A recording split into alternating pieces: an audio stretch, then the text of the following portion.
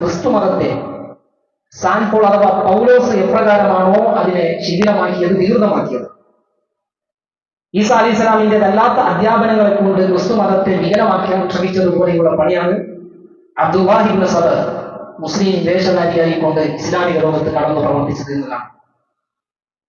അത് ജൂതന്മാരുടെ തന്ത്രത്തിന്റെ ഫലമായിരുന്നു. ആ അബ്ദുല്ലാഹി ഇബ്നു സബഇന്റെ കുതന്ത്രങ്ങളുടെ ഫലമായി ഉണ്ടായത് മുസ്ലിം ഉമ്മത്തിൽ ഉണ്ടായിരുന്നത് അറിയും. 2 അപകടം പിടിച്ച നാശകാരികളായ പിഴച്ച കക്ഷികളാണ്. പ്രധാനമായ 2 കക്ഷികൾ. പിന്നെ അതിനുശേഷം വീണ്ടും പല കക്ഷികളും ഉടലെടുത്തു. ആ പ്രധാനപ്പെട്ട 2 കക്ഷികളിൽ ആദ്യം തലപൊക്കിയത് ഖവാരിജുകളാണ്. ഖവാരിജുകൾ എന്ന പേരിൽ ചരിത്രത്തിൽ അറിയപ്പെടുന്ന വിഭാഗം. പലതരക്കാരുണ്ട്, പല സ്വഭാവക്കാരുണ്ട്.